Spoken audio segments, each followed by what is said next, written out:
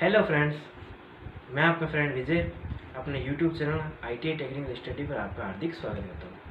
Friends, हमारा जो channel है उसका मोटिव ये है कि आपको अच्छी से अच्छी प्रिपरेशन करा पाए, और जो बच्चे ITI की प्रिपरेशन कर रहे हैं या फिर किसी टेक्निकल एग्ज़ाम की तैयारी कर रहे हैं उनके लिए हमारा वीडियो बेस्ट रहेगा। हमारा पर्पज़ यही है कि जो बच्चे तैयारी नहीं कर पा रहे हैं या फिर किसी रीज़न से उनकी ITI तो हो चुकी है लेकिन उनका बेस किसी ना किसी कारण से कमज़ोर रह चुका है, उनके लिए हमारा जो चैनल है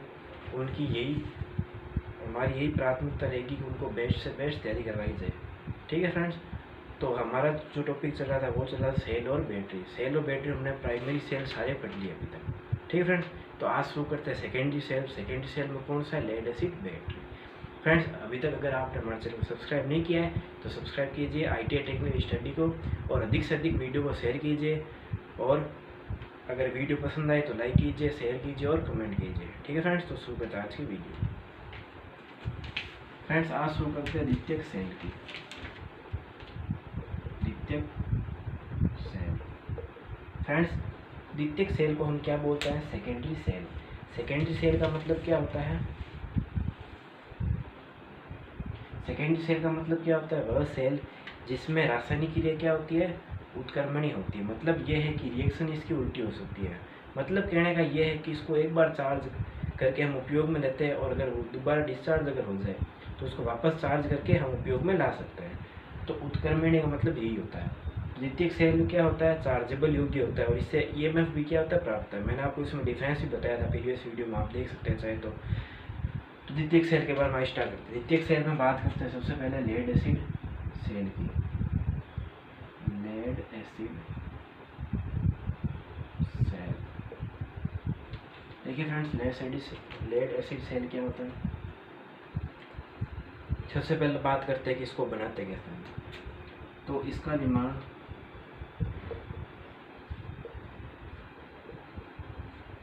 रबड़ के पात्र से होता है। फ्रेंड्स, रबड़ के पात्र से मतलब यहाँ पर यह है कि इसका जो बाहरी आवरण होता है वो रबड़ का बना होता है। उसके बाद बात करते हैं कि इसकी जो प्लेटें वगैरह है वो कैसे बनती है। ठीक है फ्रेंड्स, तो इसके अंदर क्या होती है? प्लेटें होती है। प्लेटें क्या करती है? जैसे उसमें हम क्या भरते हैं? रेड लेड भरा जाता है। ठीक है फ्रेंड्स, Pb3O4 जिसको बोलते हैं, रेड लेड भरा जाता है। वो लेड क्या होता है? जैसे रिएक्शन होता है तो वो लेड का उसका रिएक्टर भी होता है साथ में। तो प्लेटों के अंदर क्या भरा जाता है? लेड भरा जाता है। ठीक है फ्रेंड्स, इसमें धनात्मक और ऋणात्मक लेड की प्लेटें होती है। यानी फ्रेंड्स, हमारे को ये पूछ सकता है एग्जाम में कि धनात्मक प्लेट जो होती है लेड एसिड सेल में किसकी बनती है? इसी की बनती है, लेड धातु की। ठीक है फ्रेंड्स, और ऋणात्मक भी इसी की बनती है। इसके अंदर हम क्या करते हैं? इसमें रेड लेड, इसको हम बोलते हैं Pb3O4 भरा जाता है। ठीक है फ्रेंड्स, तो इसमें रेड लेड जो है Pb3O4 भरा जाता है। किसमें? प्लेटों के अंदर। देखिए, प्लेटों को हमने बता दी, प्लेटें किसकी बनती है? रेड लेड की बनी होती है। इसमें H2SO4। H2SO4 का मतलब क्या था फ्रेंड्स? गंधक का अम्ल। एसिड है यानी कि इसमें अम्ल भरा जाता है। ठीक है फ्रेंड्स, तो H2SO4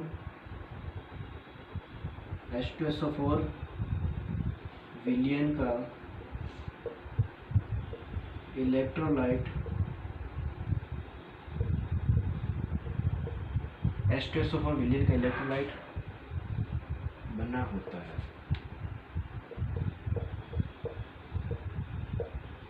ठीक फ्रेंड्स, तो इसमें H2SO4 विलयन का इलेक्ट्रोलाइट बना होता है। अब इसमें क्या होते हैं? पॉजिटिव प्लेट जो होती है, इसमें सेल में जो पॉजिटिव प्लेट होती है उनकी संख्या जो नेगेटिव है उनसे ज़्यादा रखी जाती है। क्यों रखी जाती है? ताकि प्लेटें दोनों ओर से काम कर सकें। इसमें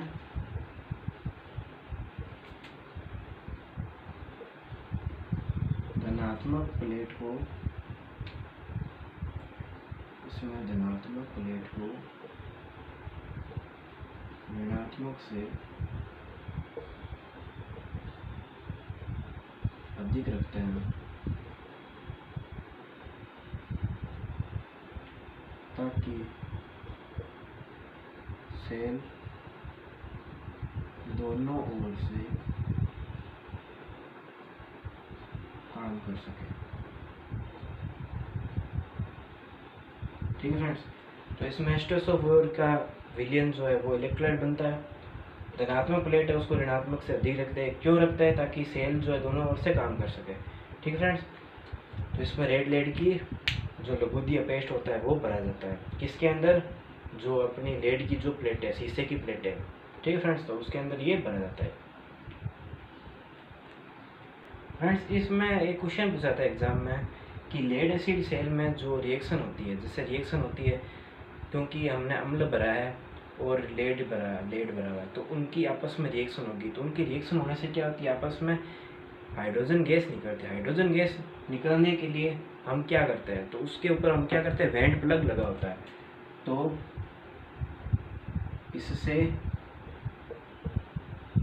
इससे किससे? सेल में उत्पन्न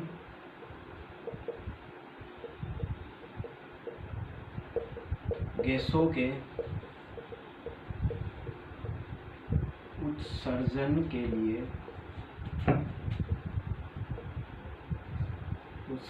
लिए वेंट प्लग लगाया जाता है।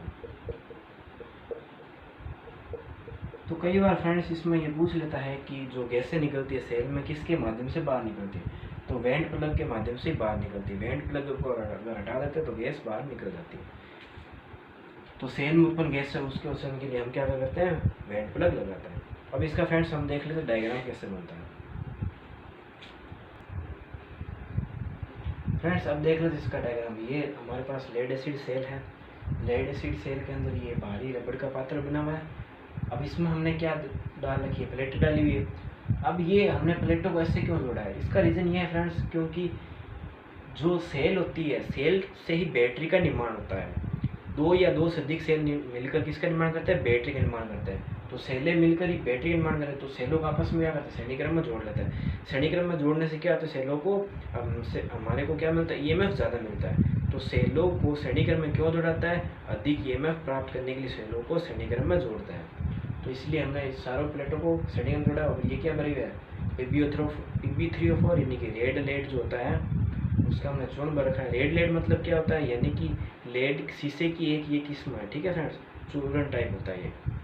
तो रेड लेड यानी Pb3O4 शीशे की प्लेट। फ्रेंड्स, हम लेड को शीशा भी बोलते हैं, ये चीज़ ध्यान में। एग्जाम में शीशा लिखा आ जाता है, लेड लिखा जाता है, दोनों एक ही चीज़ है। ये शीशे की प्लेट है, इसमें रबड़ का पात्र है और इसमें ये जो विलयन दिखा रखा है, विलयन किसका है? विलयन है यहाँ पर H2SO4, यानी कि H2SO4 को हम क्या बोलते हैं? सल्फ्यूरिक अम्ल या फिर गंधक अम्ल भी कहते हैं। तो फ्रेंड्स, उम्मीद आपको समझ में आ गया होगा। यहाँ पर ये क्या है? पॉजिटिव प्लेट है और ये नेगेटिव प्लेट है।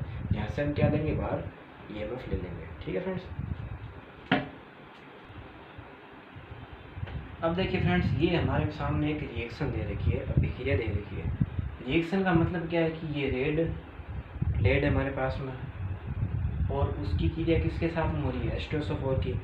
ये क्रिया कब होती है? जब सेल का जब निर्माण होता है तो उसके अंदर जो उसका मैन्युफैक्चर है वो उसके अंदर हम लोग पहले से डाल देता है। तो उसी समय सेल के अंदर इसकी रेड लेड की क्या होती है? रिएक्शन स्टार्ट हो जाती है। तो इन दोनों की रिएक्शनों के क्या बनता है? लेड परऑक्साइड बनता है PbO2, उसके साथ में लेड सल्फेट बनता है और जल के अणु बनता है। फ्रेंड्स, हमारे को लेड एसिड बैटरी में हमारे को डिस्टिल वाटर भी डालना जरूरी होता है। क्यों? क्योंकि उसमें कई तरह के दोष उत्पन्न होते हैं, उनको दूर करने के लिए हम क्या करते हैं? उसके अंदर पानी भी डालते हैं। तो इसके अंदर जो होने वाले दोष है वो भी देख लेते हैं फ्रेंड्स। उससे पहले हम देख लेते हैं कि किस क्रिया के फलस्वरूप क्या चीज़ उत्पन्न होती है। इसमें चार्जिंग रिएक्शन के फलस्वरूप क्या होता है? देखिए फ्रेंड्स, जब बैटरी को चार्ज करना पड़ेगा, स्टार्टिंग में हमारे को ईएमएफ लेने के लिए हमने देखा था कि द्वितीयक सेल में हम सीधा ईएमएफ नहीं ले सकते, उसको पहले चार्ज करना पड़ेगा। तो चार्ज करेंगे तब हमारे को क्या मिलेगा? सबसे पहले तो बात क्या मिलेगा हमारे को? लेड परऑक्साइड PbO2 मिलेगा और दूसरा स्पंजी लेड मिलेगा, यानी कि लेड यानी कि PbSO4। ये हमारे पास ये दो चीज़ें हमारे को मिलेगी। तो चार्जिंग के फलस्वरूप ये चीज़ मिलेगी, लेड पर ऑक्साइड बनेगा प्लेटों पर और लेड सल्फेट भी मिलेगा। तो चीज़ें कई बार क्वेश्चन पूछ लेते एग्जाम में कि चार्जिंग के फलस्वरूप प्लेटों पर क्या चीज़ उत्पन्न होती है, तो लेड पर ऑक्साइड और लेड सल्फेट, ठीक है, तो ये चीज़ें उत्पन्न होती है।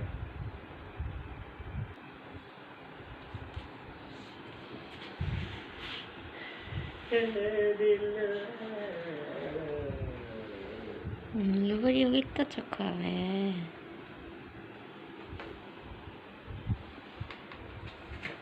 10:45 को क्या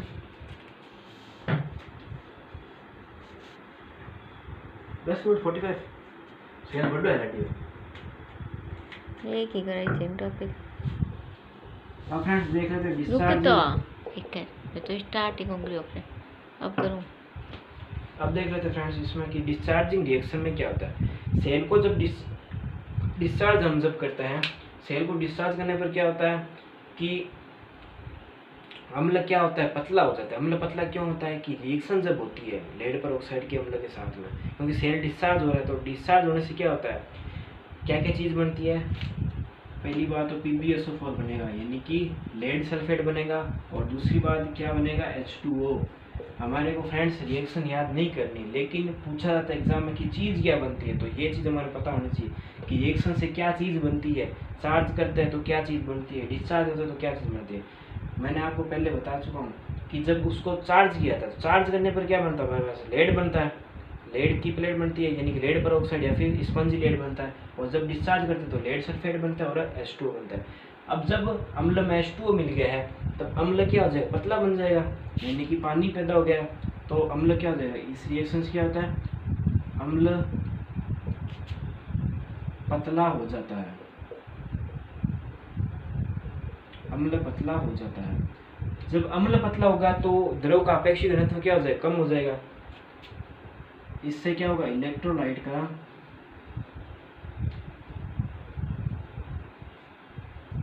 अपेक्षित घनत्व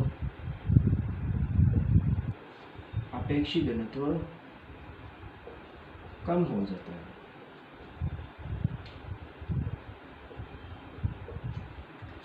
तो डिस्चार्ज जब होता है, डिस्चार्ज की क्रिया में क्या होता है, अम्ल पतला हो जाता है, लेड सल्फेट का निर्माण होता है और H2O बनता है। अम्ल क्या होता है, पतला हो जाता है, क्योंकि पानी बन रहा है रिएक्शन के फलस्वरूप।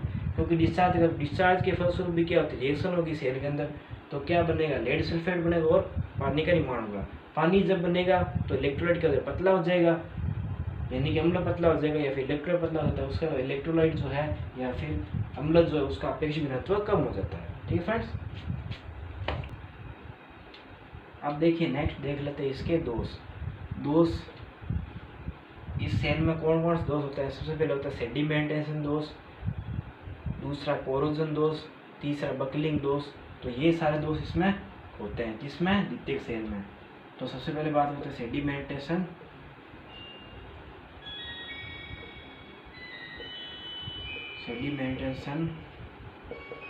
दोष की।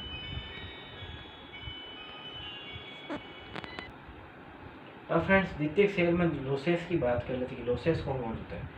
तो लोसेस में सबसे पहले बात करते हैं सेडिमेंटेशन दोष में। सेडिमेंटेशन दोष में क्या होता है कि जो हमारी प्लेटें बनी है, प्लेटें किसकी बनी होती है, लेड की बनी होती है, लेड पेरोक्साइड की, या फिर हम बोलते हैं कि रेड लेड की बनी होती है, Pb3O4 की। तो ये किसी कठोर धातु की नहीं बनती है। लेड खुद एक क्या है, नरम धातु है, तो क्या होगी, वो जड़ जाएगी, क्योंकि ज़्यादा वो क्या नहीं है, स्ट्रॉन्ग नहीं है, उसकी स्ट्रेंथ ज़्यादा नहीं है। तो होता क्या है कि अम्ल के जैसे रिएक्शन आती है तो क्या होती है, उससे उसका अंश जड़ने लग जाता है, यानी कि अपनी भाषा में तो उसका जो अंश है वो धीरे धीरे तले पर जमा होना, इकट्ठा होना स्टार्ट हो जाता है। जो लेड की जो परत है वो उतरनी स्टार्ट हो जाती है प्लेटों पर से। तो प्लेटों पर से गिरते गिरते वो क्या हो जाएगी, उसके अंदर इकट्ठी हो जाएगी, और जिससे क्या होगी, अशुद्धि इकट्ठी होगी। अशुद्धि इकट्ठा होने से क्या होगी, अशुद्धि इकट्ठे होने से ये रिएक्शन होगा कि सेल में अनचाही क्या होगी, शॉर्ट सर्किट होने की संभावना रहेगी और सेल खराब हो सकता है। तो इस दोष को दूर करने के लिए हम क्या डालते हैं, उसमें समय समय पर अशुद्ध जल डालते हैं, डिस्टिल वाटर डालते हैं, ताकि सेल में ये दोष दूर हो सके। तो सेडिमेंटेशन दोष क्या होता है, शीशे की प्लेटें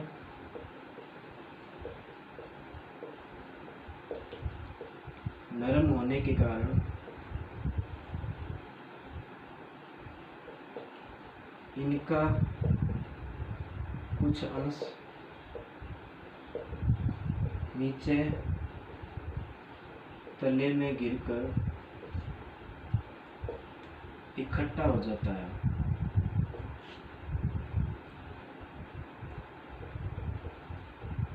जिससे शॉर्ट सर्किट की संभावना बढ़ जाती है।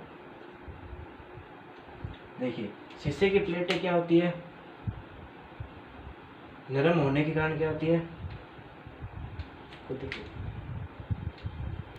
शीशे की प्लेटें नरम होने के कारण क्या होती है, इनका कुछ अंश है शीशे की प्लेट, शीशा क्योंकि क्या है, नरम धातु है, शीशा क्या है, नरम धातु है, तो इनका अंश क्या होगा, प्लेटों पर से झटके क्या हो जाएगा, तले में खड़ा, इसके कारण क्या होता है, सेल में शॉर्ट सर्किट की संभावना बढ़ जाती है। इस दोष को हम क्या बोलते हैं, सेडिमेंटेशन दोष कहते हैं। इसको दूर करने के लिए हम क्या करते हैं, सेल में समय समय पर आसुत जल डालना चाहिए, आसुत जल डालना चाहिए। अब फ्रेंड्स आपसे एक क्वेश्चन पूछते हैं कि आसुत जल जो होता है, आसुत जल क्या इलेक्ट्रोलाइट होता है? नहीं फ्रेंड्स, आसुत जल इलेक्ट्रोलाइट नहीं होता। क्यों? क्योंकि इलेक्ट्रोलाइट ऐसा विलयन होता है जिसमें धारा आसानी से प्रवाहित हो सके। और मैंने आपको स्टार्टिंग के वीडियो में जब सेल बैटरी स्टार्ट किया था तो उसी टाइम आपको बताया था कि आसुत जल को हम यूज में नहीं ले सकते। क्यों? क्योंकि इसमें धारा प्रवाहित नहीं हो सकती। तो इसी कारण इस दोष को दूर करने के लिए हम क्या करते हैं कि उसमें समय समय क्या डालना चाहिए, डिस्टिल वाटर या फिर आसुत जल का उपयोग करना चाहिए। इससे सेडिमेंटेशन दोष दूर हो जाता है। लेकिन कुछ मात्रा में फिर भी होता है, लेकिन अगर इसका यूज करते हैं डिस्टिल वाटर का तो ये दोष लगभग दूर हो जाता है। अब फ्रेंड्स नेक्स्ट लॉस इसमें क्या है, कोरोजन इफेक्ट। कोरोजन इफेक्ट क्या होता है, सेल में जो सेल की जो प्लेटें है वो क्या होती है, वातावरण के संपर्क में आने पर क्या हो जाती है, खराब होनी स्टार्ट हो जाती है। यानी कि इस पर कोई ना कोई क्या होती है, आर्द्रता वगैरह पड़ती है, बाहर के जो एटमोसफेयर होता है, वातावरण होता है, उसी कारण क्या होता है उसमें कुछ ना कुछ, जैसे हम बोलते हैं कि उसमें इकट्ठा होना शुरू होता है। इकट्ठा मतलब जैसे बोलते हैं जंग, लोहे में जैसे जंग आता है, तो वैसे ही ये प्लेटों पर कुछ ना कुछ अनसही सामग्री इकट्ठी होनी स्टार्ट होती है। इसको हम क्या बोलते हैं, कोरोजन लॉस कहते हैं। इसको दूर करने के लिए क्या करते हैं, प्लेटों को समय समय पर क्या करना चाहिए, जो गर्म पानी से भिगा हुआ कपड़ा है उससे साफ करना चाहिए, ताकि उसकी प्लेटें क्या हो सके साफ। प्लेटों का मतलब क्या है कि प्लेटें सारी अंदर वाली नहीं खोल के साफ करनी। कहने का मतलब ये है कि बाहर जो उसके टर्मिनल आ रखे हैं, टर्मिनल तो बाहर दो ही आते हैं बैटरी से, दो आते हैं पॉजिटिव और नेगेटिव, उन टर्मिनलों को क्या करना है, हमारे को साफ करना है। क्योंकि टर्मिनल वो क्या होता है, कोरोजन के कारण क्या होता है, इफेक्ट खराब हो जाता है। ठीक है, तो उस दोष को दूर करने क्या करना चाहिए, उसको समय समय पर साफ करना चाहिए। किससे, गर्म पानी से भीगे कपड़े से साफ करना चाहिए, ताकि ये दोष दूर हो सके। तो कोरोजन दोष किस कारण होता है, भारी वातावरण के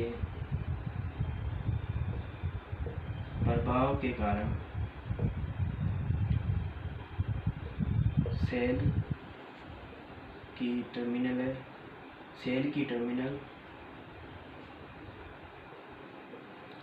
का संक्षारण का मतलब फ्रेंड्स ये होता है कि जंग लगना।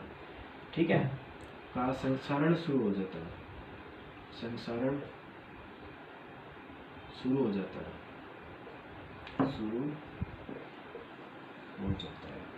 इसी को हम फ्रेंड्स क्या बोलते हैं, कोरोजन दोष कहते हैं। कोरोजन दोष को दूर करने के लिए क्या करना चाहिए कि गर्म पानी में भीगे कपड़े से टर्मिनलों को साफ करना चाहिए,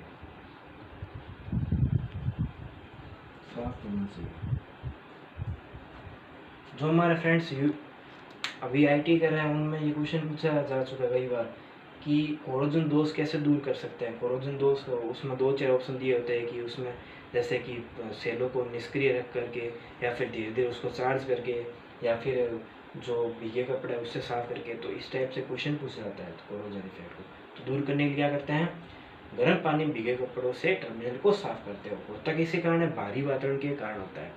हम देखते हैं कि लोहे पर जैसे जंग लगती है तो उसका जो कोई भी बॉडी होती है जैसे मेटल होती है उस पर जंग आना शुरू होती है, वो बॉडी क्या खराब हो जाती है। तो वैसे कोरोजन इफेक्ट में होता है उसके टर्मिनल खराब होने से स्टार्ट हो जाता है, यानी कोई हरी कलर की परत आनी स्टार्ट हो जाएगी। जैसे कोई तांबे की प्लेट, बाहर टर्मिनल तो तांबे का हो सकता है बना हुआ, तो उस वो क्या हो जाएगा, खराब होना शुरू हो जाएगा। तो उसको दूर करने क्या करना चाहिए, गर्म पानी में भीगे कपड़े से टर्मिनल को साफ करना चाहिए। अब फ्रेंड्स नेक्स्ट देख लेते हैं बकलिंग दोष क्या होता है। बकलिंग दोष का मतलब ये होता है कि बकलिंग दोष में क्या होता है, जैसे सेल है, सेल से अगर हम ज़्यादा कहते हैं कि फ्रेंड्स बकलिंग दोष में देख लेते हैं बकलिंग दोष क्या होता है। बकलिंग दोष का मतलब ये होता है फ्रेंड्स कि जैसे सेल है, अब सेल को हम घरों में यूज़ करते हैं क्योंकि द्वितीयक सेल है। अब उससे हम कई बार क्या होता है, करंट अगर ज़्यादा लोड उससे जोड़ देता है तो क्या होता है, उसके कारण करंट अगर ज़्यादा ग्रहण कर रही है लोड, तो वो सेल खराब होना स्टार्ट होता है, क्योंकि अधिक धारा वो क्या होता है, विसर्जित करना स्टार्ट होता है। क्योंकि सेल क्या रहता है, करंट देने का काम करता है, तो अधिक करंट डिस्चार्ज होने से उसका सेल खराब होने की संभावना हो जाती है। तो इसी दोष को हम क्या बोलते हैं, बकलिंग दोष कहते हैं। इस दोष के कारण क्या होता है कि जो उसकी प्लेटें होती है, प्लेटें आपस में ऐंठ जाती है, यानी कि आपस में कर्व, जैसे प्लेटें पास में आई होती है तो थोड़ा थोड़ा पास आने शुरू हो जाती है, इससे शॉर्ट सर्किट होने की संभावना बनी रहती है। तो बकलिंग दोष यही होती है। बकलिंग दोष को दूर करने के लिए क्या करना चाहिए, बकलिंग दोष को दूर करने के लिए क्या करना चाहिए कि पहली बात ज़्यादा लोड उससे नहीं जोड़ना चाहिए। आजकल जो बढ़िया कंपनी की जो बैटरी वगैरह आती है उसमें तो सारा डिसाइडेड हो जाता है कि बैटरी इतनी करंट ही निकालेगी, 6 एम्पेयर 6 एम्पेयर, 6 से ज़्यादा आप करंट निकाल नहीं सकते। तो उस करंट पर क्या होता है, सेल में ये दोष नहीं होता। बकलिंग दोष में क्या होता है कि प्लेटें ज़्यादा करंट निकालने पर क्या होती है, प्लेटें आपस में ऐंठ जाती है। इसी को दोष को हम क्या कहते हैं, बकलिंग दोष कहते हैं। इस दोष को दूर करने के लिए क्या करना चाहिए, दोष का निवारण भी यही है कि अधिक दर पर इसको क्या नहीं लेना चाहिए, करंट नहीं लेना चाहिए ज़्यादा, उसको डिस्चार्ज। एक और रीजन से होता है, अगर उसको ज़्यादा करंट पर हम चार्ज करते हैं तो भी ये दोष हो सकता है। अगर उसको मान लो उसकी 3 एम्पीयर करंट रेटिंग है, उसको हम 4-5 दे रहे करंट, तो भी से उसकी जो प्लेटें वो क्या हो जाएगी, ऐंठ जाएगी। उस दोष को दूर करने के लिए क्या करना चाहिए कि अधिक दर पर चार्ज या डिस्चार्ज नहीं करना चाहिए। तो बकलिंग दोष यही होता है। अब नेक्स्ट फ्रेंड्स हम देख लेते हैं कि सल्फेशन दोष क्या होता है। सल्फेशन दोष में क्या होता है कि सल्फेशन दोष में जैसे उसका बैटरी है, हमने मान लो कहीं अब फ्रेंड्स देखो सल्फेशन दोष क्या होता है, बकलिंग दोष उम्मीद है समझ में आ गया। सल्फेशन दोष में क्या होता है कि सल्फेशन दोष में जैसे बैटरी है, अगर उसको हम ज़्यादा टाइम तक यूज़ नहीं ले तो बैटरी पड़े पड़े क्या हो जाएगी, ख़राब होनी स्टार्ट हो जाएगी। इस दोष का निवारण भी यही है कि उसको ज़्यादा आप क्या करते रहो, यूज़ करते रहो, एक हफ्ते में एक बार कम से कम उसको चार्ज और डिस्चार्ज की क्रिया करते रहो, ताकि उसमें ये दोष दूर नहीं हो पाए।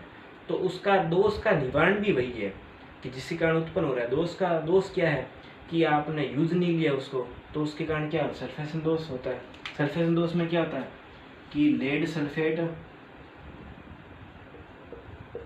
कड़ा हो जाता है, इसमें जो उसके अंदर पड़ा हुआ भाई लेड है वो कड़ा हो जाएगा। अब लेड सल्फेट बैटरी ने काम करना बंद कर दिया तो लेड सल्फेट कड़ा हो जाएगा। उस सिचुएशन के लिए क्या करना चाहिए, इसको सेल को समय समय पर काम पर लेना चाहिए, ठीक है। सल्फेशन दोष यही होता है, लेड सल्फेट कड़ा होता है। अब इस दोष को दूर करने के लिए, अभी अगर ये दोष स्थायी रूप से हो ही गया है किसी बैटरी में, सल्फेशन दोष लेड सल्फेट अब कड़ा हो गया, बैटरी खराब हो ही गई, तो इसको दूर करने का एक उपाय और है, इसको निम्न करंट पर चार्ज करना चाहिए, यानी कि जिसको हम बोलते हैं ट्रिकल चार्जिंग। ट्रिकल चार्जिंग जो मेथड है उससे बैटरी को चार्ज करना चाहिए, यानी कि कम करंट रेटिंग पर बैटरी को चार्ज करना चाहिए, ताकि जिससे ये सल्फेशन दोष दूर हो जाए। लेड सल्फेट क्या होता है, कड़ा हो जाता है बैटरी के अंदर। भाई कोई भी चीज़ है उसको नियमित तौर पर हम अगर यूज लेते हैं तो वो क्या होती है, चीज़ अच्छी बनती है, बेटर बनती है। अगर उसको हम ज़्यादा यूज नहीं करते, पढ़ रहे नहीं ज़्यादा टाइम तक, वो ख़राब हो जाएगी बड़ी बड़ी, इसमें भी यही होता है।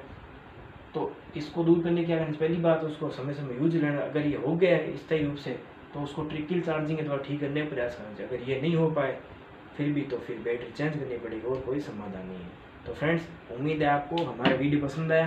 फ्रेंड्स अगर वीडियो अच्छा लगा तो हमारे चैनल को सब्सक्राइब कीजिए। हमारे चैनल का नाम है IT टेक्निकल स्टडी, और अधिक से अधिक हमारे वीडियो को शेयर कीजिए, लाइक कीजिए, कमेंट्स कीजिए कैसा लगा आपको वीडियो, और अधिक से अधिक अपने फ्रेंड्स को आगे सजेशन दीजिए, सेंड कीजिए।